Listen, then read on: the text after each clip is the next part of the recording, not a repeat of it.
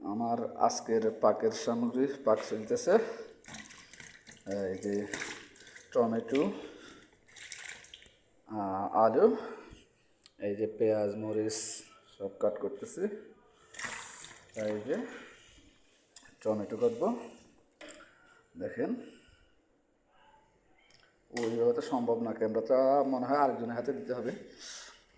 লোকজন তো নাই এখানে। এই যে আমার পাক চলতেছে, এখানে আমার ভাত পাক হইতেছে।